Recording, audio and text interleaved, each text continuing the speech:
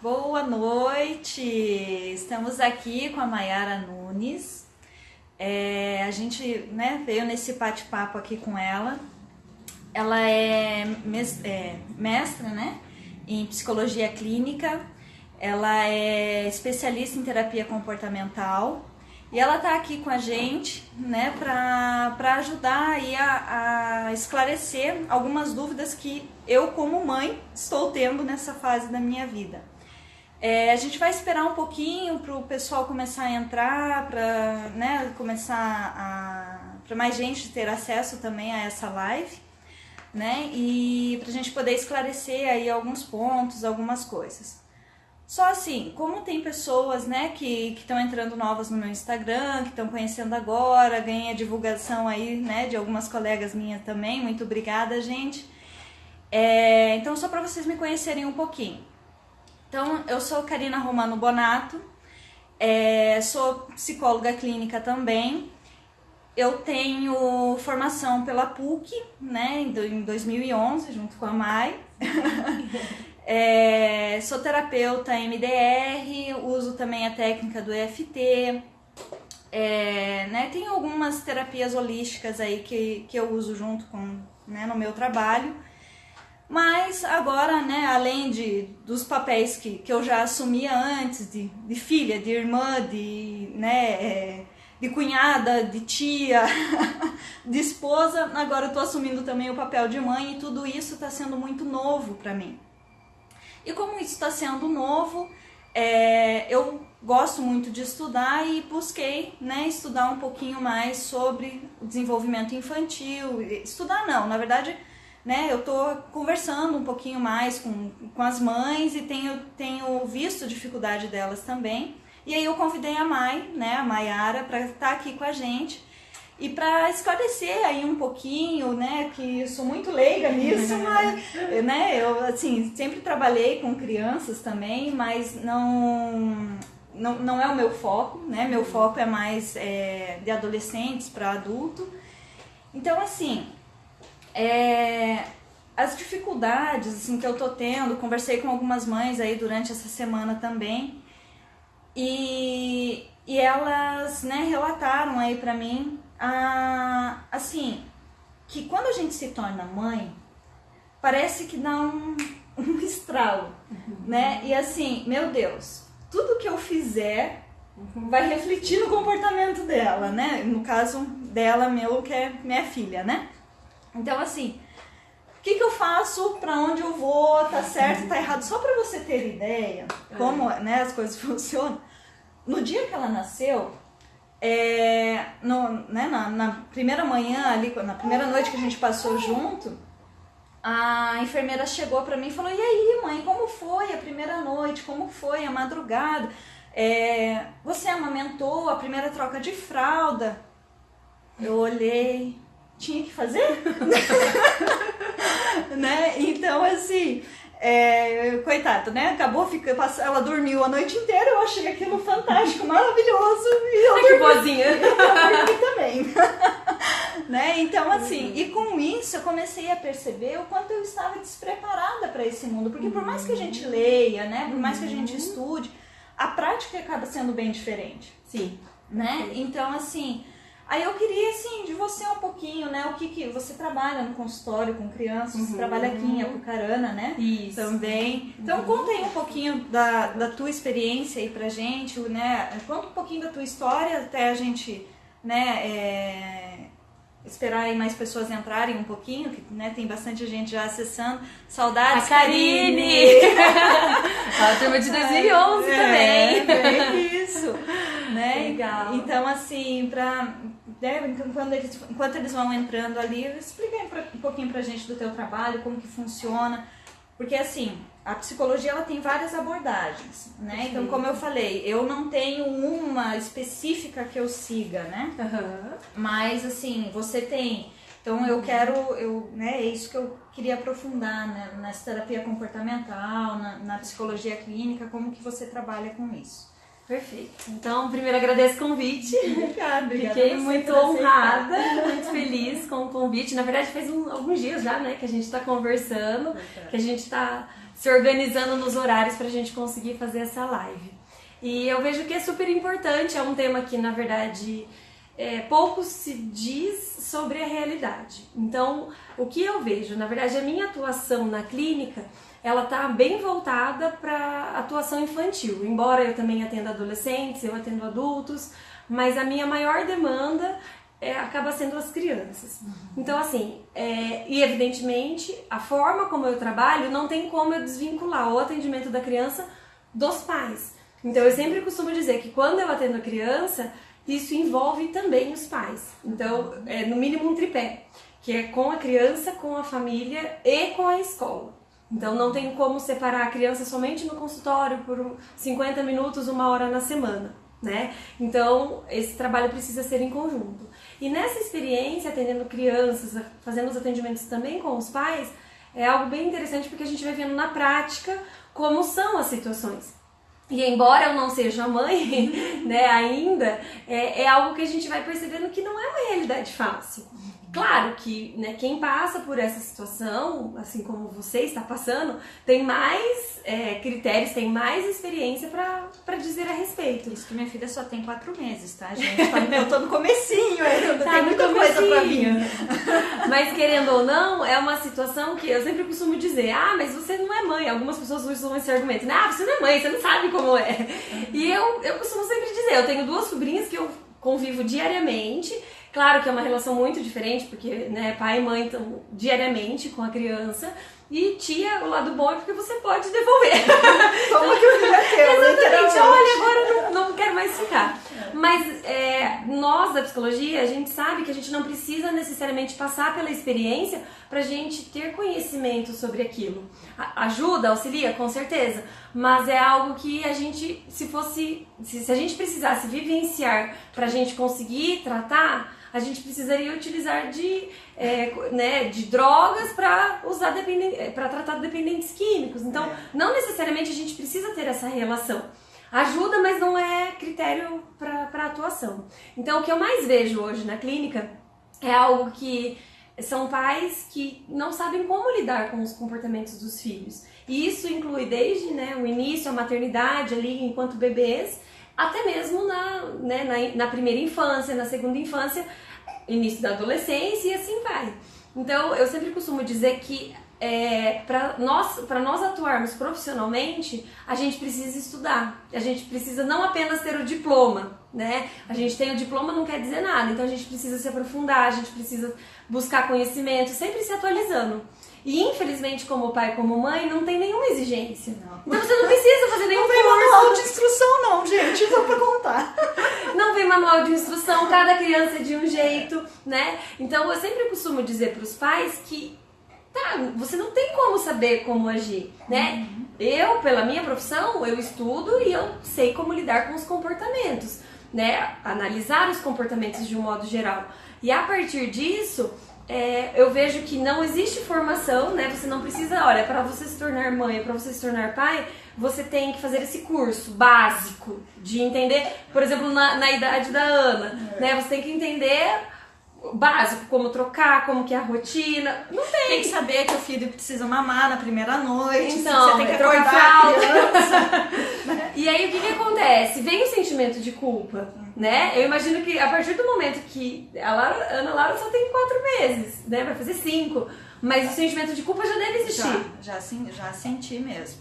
Né? Porque assim, é muita história de tá certo, tá errado, ai meu Deus, mama deitada, mama em pé, será que eu tenho leite suficiente? Será que eu sou boa o suficiente? Será que eu tô fazendo certo? Tudo isso, nossa, surge a 1000. Isso. E aí a gente sempre tem... Deixa eu encaixar você aqui, cara. A gente sempre tem que olhar pra isso. Então eu costumo dizer também que sobrenome de pai e mãe é culpa. Porque eu não conheço um pai e uma mãe que não sentem culpas. Alguns sentem mais, outros sentem menos, mas todos sentem culpas. Então, a gente precisa aprender a lidar com isso. E como? Né? A partir do conhecimento. Então, se a gente tem o conhecimento, se a gente tem a informação, isso favorece. Então, eu vejo que esse é o caminho, seja buscando na internet, por meio de livros, mas buscar fontes confiáveis e principalmente que tenha comprovação científica, porque hoje tem muita coisa, né, muitas teorias que a gente vê que não tem um embasamento, que não tem uma fundamentação teórica. Na verdade, assim, você, né, porque eu passei a seguir algumas pessoas, né, na internet ou coisa assim, pra ver o que falam, e assim, você encontra de tudo, então vai de acordo com a tua crença, com os teus valores, então assim, é claro que você vai seguir alguém que né, tem as mesmas que fala o que você quer ouvir. Exatamente. Né? Mas nem sempre aquilo é o melhor, né? Então, assim, é por isso que acho que vem esse sentimento de culpa mesmo, né? Porque a gente acaba fazendo tudo, só que antes da gente começar, ela falou uma coisa que eu achei muito, eu já vou usar. Que eu achei muito interessante, que assim, o olhar da criança, perceber a criança. Exato. Né? Eu queria que você falasse um pouquinho disso, porque assim, eu vejo muito disso, o quanto eu tenho me treinado para isso. Porque a tendência é eu olhar para minha filha com as minhas crenças, com aquilo que eu já sei. Quando eu me ligo que para ela é tudo novo, ela não sabe de nada, ela não sabe o que é manha.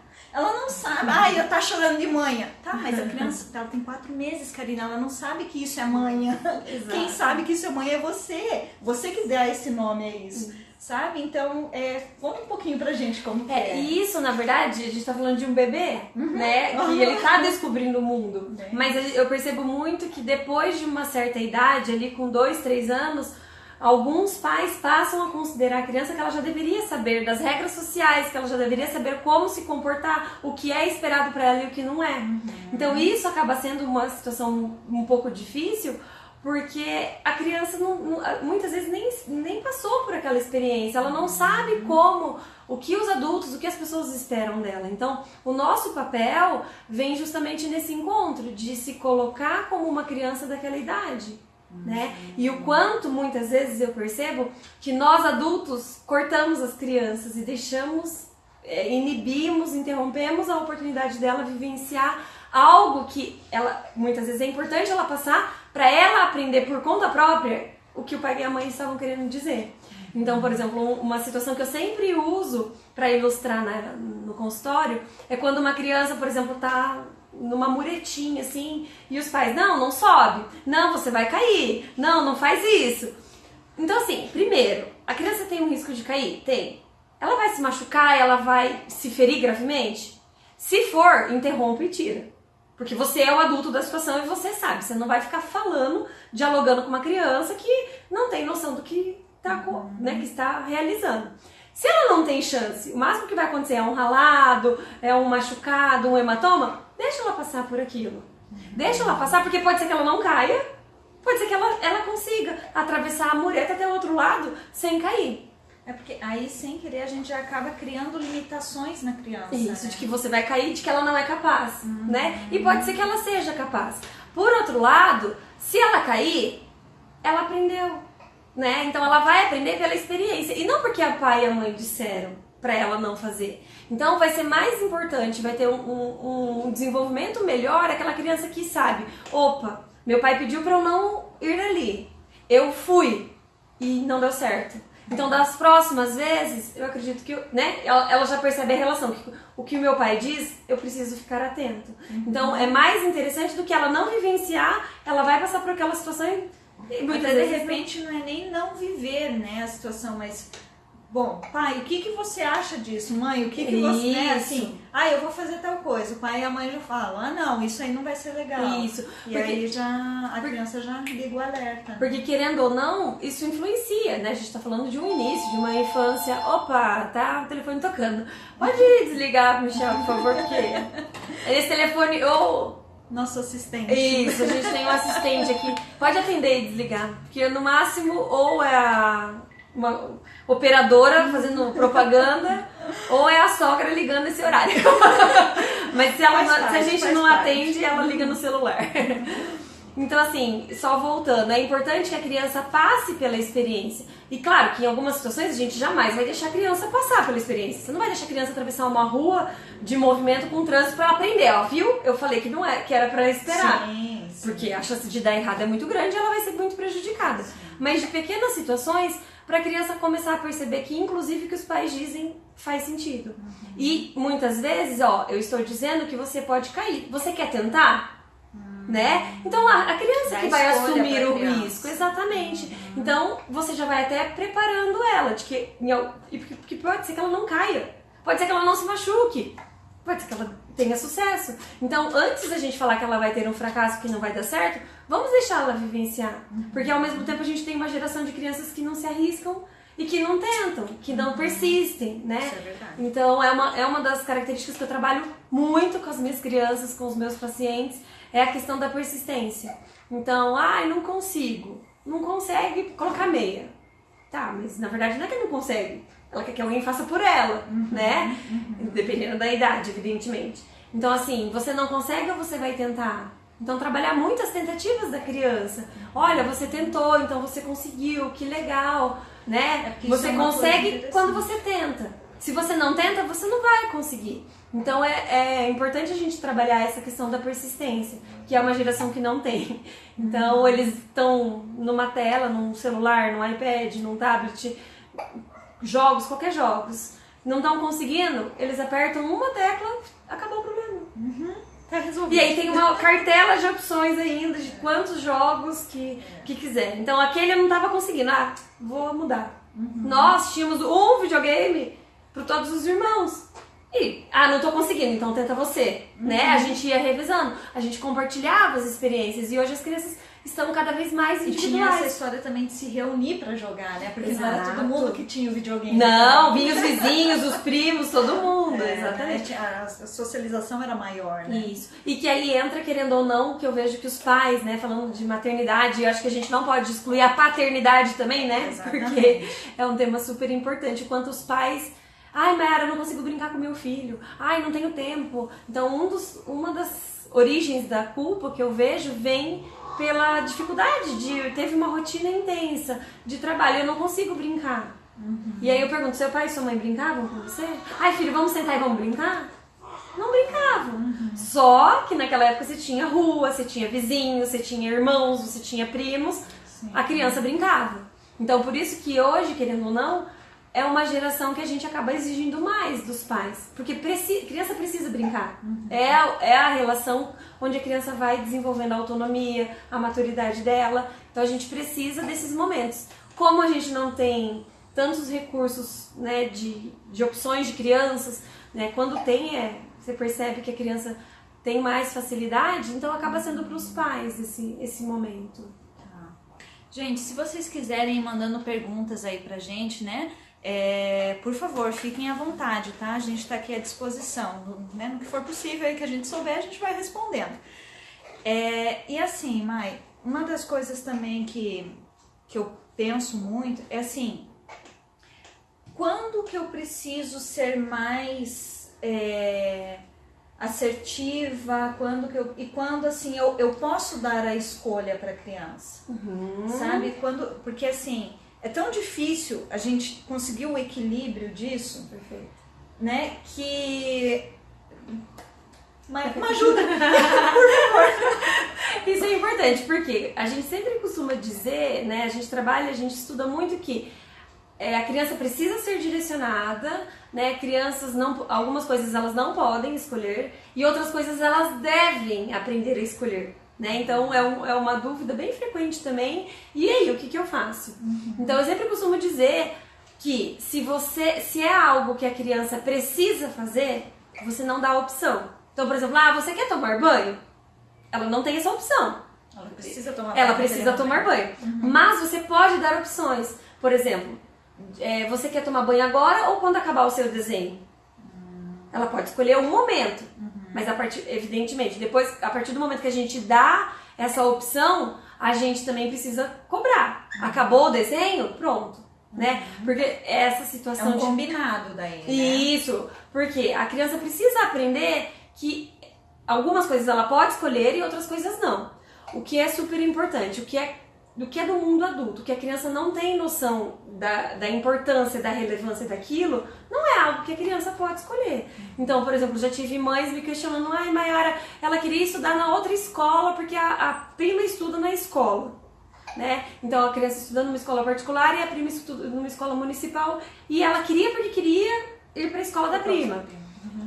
E aí eu questionei a mãe, o que você vê dessa decisão? Eu acho que não é bom, porque ela tá numa escola que eu tenho condições e eu quero pagar. E eu falei, então, ela conhece sobre currículo pedagógico, a proposta da escola, ela não tem capacidade de aprofundar de uma forma mais aprofundada. Ela não sabe o porquê que ela precisa tomar banho todos os dias. Porque é uma questão de higiene, porque... Então, isso cabe a um conhecimento do adulto. E aí a gente tem que exigir. Né? O que é super importante observar é a questão do humor. Isso influencia absolutamente. Então, quando os pais estão bem, quando os pais, né, assim, tiveram, nossa, um dia maravilhoso, foram promovidos, os pais, aquele pai que atingiu a meta no trabalho, nossa, ele chega em casa feliz. E aí, naquele dia, o filho pode almoçar na frente da televisão, naquele dia ele pode brincar com o tablet, que era só final de semana, naquele dia ele pode... Então, as regras são flexibilizadas. E quando eu não tô bem... Quando eu tô mal-humorada, quando eu tive algum problema fora de casa, no meu relacionamento, nossa, a criança respirou mais fundo, a regra se torna muito mais rígida. Então é um ponto super importante de se observar em relação ao humor, porque isso influencia muito na educação da criança. Você sabe que você falando isso agora, até é uma coisa que eu sempre comento lá em casa e tudo. Porque quando o Michel não tá bem, a conexão que ela tem com o pai, com o pai em específico, eu acho interessante isso. Quando o Michel não tá bem, quando ele tá agitado ou coisa assim, não tem Cristo que faça com que a Ana Laura fique tranquila. Sim. Ela não dorme, ela não dorme durante o dia. Ela, sabe assim, ela quer ficar mamando o tempo todo, fica chorandinho o tempo todo. E assim, aí eu falo pra ele, por favor, fica tranquilo. Melhore. Mas Então assim, eu achei interessante isso, porque eu já tinha ouvido falar, mas mais na conexão com a mãe. E eu vivo totalmente com o pai a coisa. Sim. Né? E claro que provavelmente se você também não estiver bem emocionalmente, se você tiver alguma situação, também vai repercutir pra ela, né? Mas isso influencia muito. E se a gente pensar o que, né, não é da nossa época, mas hoje, com certeza as crianças também fazem, era o que? Hoje eu, sei lá, quero dormir na casa de uma amiga. Minha mãe chegou que hoje, né, tá soltando faísca pelas ventas. Não vou pedir? Ou então assim, eu vou pedir, né? E aí o que acontece? A criança passa a se comportar pelo humor dos pais. E não pela regra. Como que a gente ensina isso pra criança? Tem alguma fala mais específica? Então, o ideal, na verdade, é o próprio adulto perceber. De que quando ele tá bem humorado, quando, nossa, tá feliz, ele tá flexibilizando as regras. Então, o ideal, seja feliz, triste, mal-humorado, bem-humorado, é que as regras sejam sempre as mesmas. Porque a criança... que a gente é o adulto e não a criança. Exato. Nossa, isso eu repito várias vezes. Quem é o adulto da situação, né? Naquele caos, quando os pais... porque entrou na birra, entrou em crise. Respira fundo e pensa, eu sou o adulto da situação, né? Então, o ideal é que as regras não sejam flexibilizadas. Pra criança perceber que se o pai tá super feliz, se a regra é comer todos à mesa, todos comerão à mesa. Se a regra tô bravo, tô irritado, a regra continua a mesma. Então ele não vai punir, porque é o que a gente costuma fazer, a gente pune mais quando a gente não tá bem. Porque daí tudo não tá bom, porque olha o que você fez, né? Se derrubou um copo de suco na mesa, talvez é uma situação assim de que, aconteceu, é um acidente. Nossa, no dia que eu não tô bem, olha como você é um burro, você não sabe, você não presta atenção. Então, eu acabo exigindo mais da criança. Nessas situações, eu sempre costumo dizer, se afasta, né? Então, quando você percebe que você não tá bem, você avisa, né, o seu cônjuge, né, o outro genitor ou outro cuidador que seja, de que, olha, eu não tô bem. Eu vou me afastar porque senão vai ser pior. Então, porque a criança, ela não deve se comportar pelo humor. Outro já comente com a criança, olha, né? Hoje o papai não tá legal, a mamãe não tá legal, ou enfim, quem estiver cuidando da criança. Vamos dar um tempo pra respirar, vamos ficar aqui brincando, nós. Perfeito. Né? Porque a gente não tem todo, né? Sim, é uma lenda de que, nossa, eu chego, eu brinco com meu filho. Não tem dias que a gente não está bem. A Yuna entrou? A Yuna entrou, a Ioiô, a Lourdes Romano também. Ei, legal. Fazendo presente aí, gente. Sejam bem-vindos, pessoal. A Lourdes aí também. Legal, gente. Denilson, Aline, sejam bem-vindos. Se tiverem perguntas, por favor, a gente está aqui à disposição. Agora sim, mas uma outra questão também que me gera algumas dúvidas às vezes, e perguntei para algumas mães, elas também disseram isso. A questão de rotina. Uhum. Então, assim, porque, por exemplo, eu e meu marido, os dois somos autônomos, né? Então, assim, não dá sempre pra gente manter a mesma rotina, né? O mesmo horário de tomar banho, o mesmo horário. Então, assim, como que isso funciona? Como que a gente pode ajudar? Não sei, né, o que você... Esse tema é super importante e a gente coloca lá do recém-nascido até nós da vida adulta, né?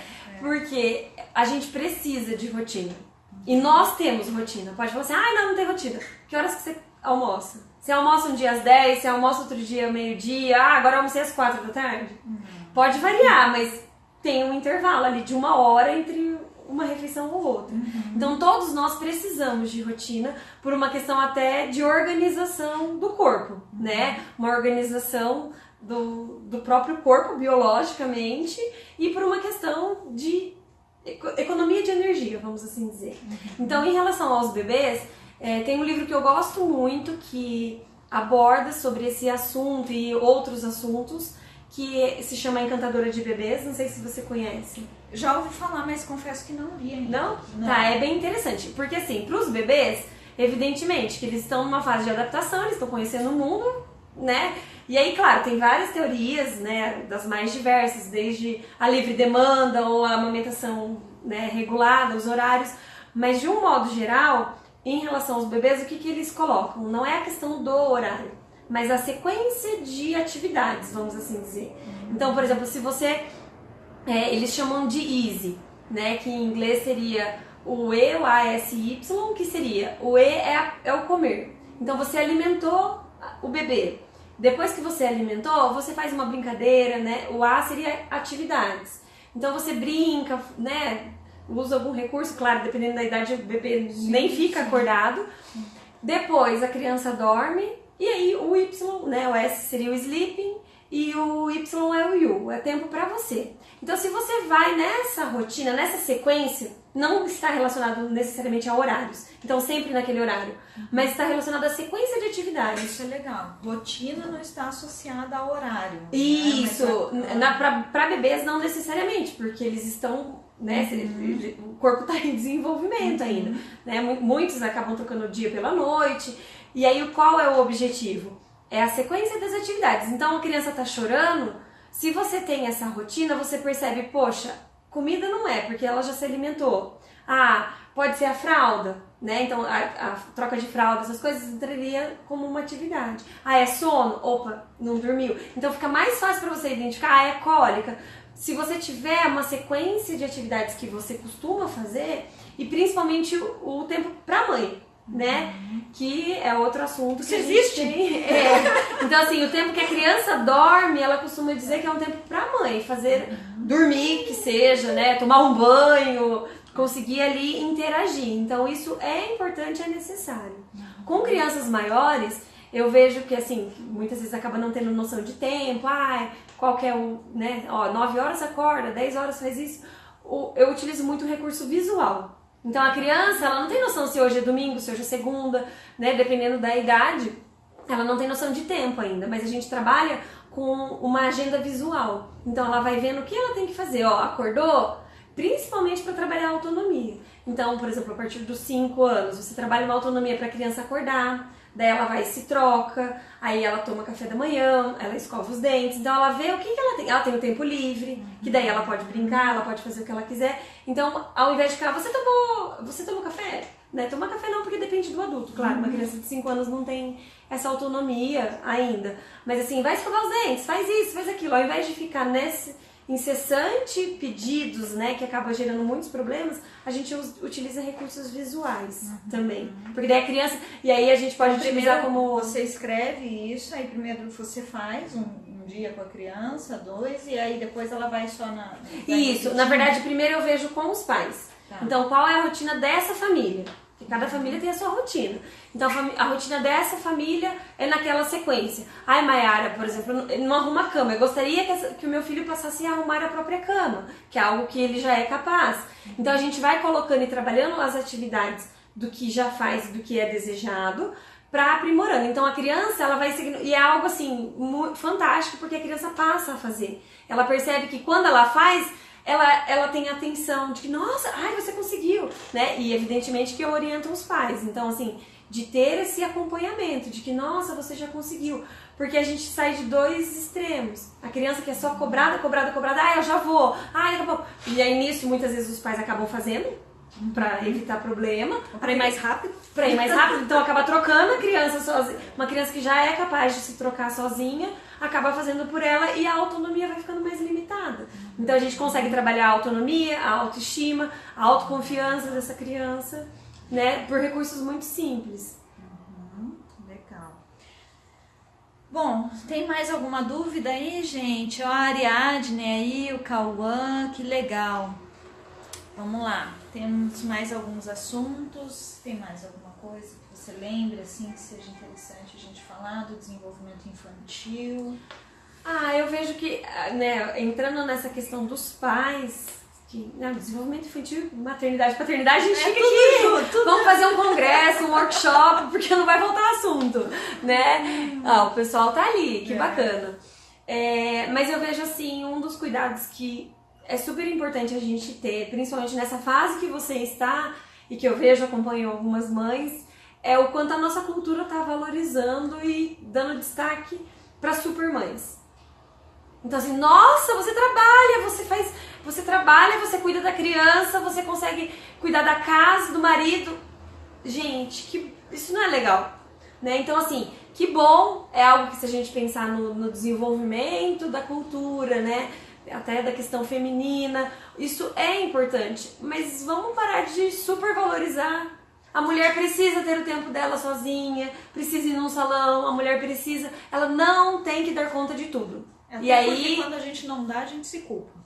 Exato, então por isso que vem esse sentimento, porque valoriza-se, eu vejo hoje uma supervalorização da mulher que, nossa, é super produtiva e consegue dar conta.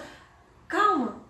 Não tem que dar conta. Até por isso que existe, né, o pai para ajudar, para compartilhar nesses momentos. É importante, precisa se dividir as tarefas. E quando não tem o pai, né, de repente... Um outro cuidador que seja. E sem culpa. Se eu preciso deixar o meu filho num espaço para ser cuidado por outras pessoas, faz parte da realidade, né? Então, assim, culpa-se muito e cobra-se muito. Então, é aquela mãe que durou, né? Não, eu dou conta. E aí, quando não dá, porque tinha que passar no mercado, porque tinha que, por qualquer motivo que seja, vem o sentimento de culpa, de fracasso, porque eu não sou boa, né? E não tem que dar conta. A criança tá chorando, não para de chorar, meu Deus, não sei Exato. mais o que fazer. Então, assim, não temos que dar conta de tudo, temos que compartilhar esses afazeres e todo mundo envolvido, né? Eu vejo que isso é o mais importante. Tá. E assim, a gente falou bastante do bebê, né? Enfim. E eu sou bem variada, tá? Que eu tenho sobrinhos de várias idades. Tenho um sobrinho aí que, né, de 3, tenho um sobrinho de 9, sobrinho não, é afilhado de 9, tenho afilhado de 15, então assim, são idades bem diferentes, né? Legal.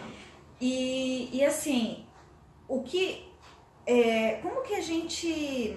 Acho que você já até respondeu, acaba ficando redundante, mas vamos aproveitar. Então assim, como que eu posso perceber a criança, por exemplo, de 3 anos, né? Assim, o que pode mudar no comportamento dela? Assim, o que eu tenho que ficar atento tem alguma coisa diferente aqui, ou, né, respondeu diferente, recebeu uma notificação da escola que de repente empurrou alguém ou alguma coisinha assim. Aonde que eu tenho que olhar para cuidar da minha criança. Sabe? Não sei se ficou muito claro. Seria no sentido de quais seriam os sinais de... Isso. De que precisamos buscar ajuda ou não? Isso. Seria nesse sentido? É bem isso, porque assim, às vezes a gente tenta, né, dar conta, a gente tenta, não, eu vou conversar, a gente... Quando é o momento de eu buscar ajuda, de eu buscar a ajuda de um profissional mesmo, né, assim, de eu me permitir buscar orientação, até pensando nisso que você falou agora, de que eu não tenho que dar conta de tudo, Sim. que eu posso pedir ajuda. Né? Então... Cara, pra essa resposta, talvez eu não conseguiria falar assim, nesse momento ou naquela situação. Mas eu diria que busquem ajuda sempre. Pode ser por uma dúvida, por uma situação relacionada ao sono. Busca um profissional, um especialista que vai conseguir te orientar. Não, é natural, faz parte desse processo. Então, vamos dizer assim, buscar ajuda antes até mesmo de surgir um problema. Isso é legal, na prevenção. Na prevenção. Trabalhar com a prevenção. Então a gente não precisa esperar ter um problema pra gente buscar ajuda. Né? Nós, psicólogos, somos conhecidos e atuamos muito na intervenção quando o problema já está instalado. Então tem um problema, costumo dizer que às vezes a gente apaga fogo, né? Mas não tem fogo ainda, tá tudo bem, mas eu tô na dúvida, eu tô insegura. Eu leio na internet algumas informações, mas aí eu vejo em outros sites que tem outra forma de trabalhar e eu não sei o que eu devo fazer. Procure um profissional de sua confiança. Porque pode ser apenas um momento da criança, pode ser o início de um incêndio, de um fogo ali que está começando, ou pode ser que o problema já esteja instalado. Mas o mais importante em relação à criança, eu sempre digo a gente tem que olhar a criança, o que acontece hoje com ela, os comportamentos atuais da infância, como que seriam se ela estivesse na fase adulta, se esses comportamentos continuarem acontecendo. Porque tudo bem? Geralmente acontece. Então, tudo bem se essa criança, ele grita comigo, não, Mayara, eu tiro, desligo a televisão, ele grita, ele me bate, ele empurra. Tá, ele é uma criança, sei lá, de 3 anos. E você é muito maior. Mas tudo bem se ele fizer isso com 17, com você, com 14? Não, então a gente precisa de ajuda, né? É algo que a gente sempre tem que olhar para a infância, as habilidades que a gente quer dessa criança na vida adulta, no ambiente de trabalho, com os colegas. Tudo bem? Né? Então, se não é tudo bem, ele continuar com esses comportamentos, a gente precisa de uma intervenção, né? Mesmo que seja o início, aí que precisamos, porque daí o trabalho é mais pontual, né? A gente não está lidando com um problema já instalado. E eu acho assim que é bom a gente frisar aqui também a importância do pai e da mãe ou dos cuidadores, enfim, terem o mesmo tipo de pensamento, a mesma atuação. Né? Porque assim, quando existe essa divergência, eu quero agradar o pai e eu desagrado a mãe, eu quero agradar a mãe e eu acabo desagradando o pai. A gente acaba colocando a criança numa encruzilhada. É que na verdade, se a gente pensar, não precisam concordar. Eu não gostei do que você fez, mas não discordem na frente da criança. Né? Não tirar a autoridade do outro cuidador, do outro genitor. De que assim, nossa, achei que você pegou pesado. Por exemplo, nossa, você deu uma bronca, um castigo muito... Mas isso reservado. Exato, mas não na frente da criança. Olha o que você tá fazendo. Não é isso. Para, você tá exagerando. Pronto, perdeu a autoridade. E às vezes não precisa nem falar, né? Porque a criança já percebe as caretas. Isso. Né? Então isso. Então controlar isso também. Exato. Porque crianças que vivem nesse tipo de ambiente de... O pai diz uma coisa, a mãe diz outra. A mãe é mais firme e o pai acaba cedendo mais, tentando agradar. Traz um impacto muito grande, assim, de insegurança, então não sabe o que é esperado, vem o sentimento de culpa da própria criança, de vou agradar minha mãe, mas desagradei meu pai, então um tá feliz comigo, mas o outro tá bravo, e por mais que não concorde, não voltem atrás, conversem da próxima vez, né, reavaliem essa situação. Então, legal. Então é isso, Mai. Acho que a gente conseguiu aí conversar sobre bastante coisas. Lembrando que esse espaço é um espaço aberto aí pra gente discutir mesmo. Graças a Deus tem a Mai aqui pertinho de mim, então dá pra gente conversar sobre isso mais vezes.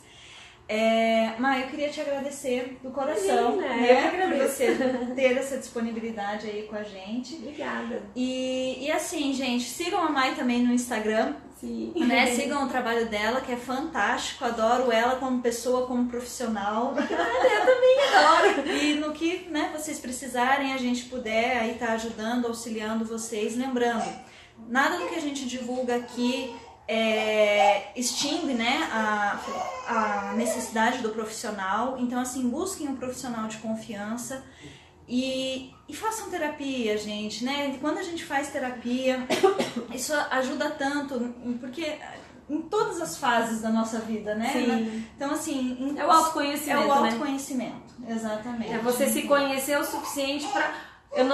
eu vou evitar essa situação, porque senão vai me gerar certo problema. Então, não, eu vou enfrentar porque eu preciso, né? É saber como agir diante das diferentes situações. E a gente precisa saber. A gente não é obrigado, né? Então, nada como uma pessoa de fora pra estar aberto auxiliar. a aprender coisas novas, né? Sim. A ouvir coisas diferentes. Então, tá bom, gente. É isso. Beijo a todos. Obrigada, pessoal. Ó, bem na hora. Bem na hora. Tá boa, né?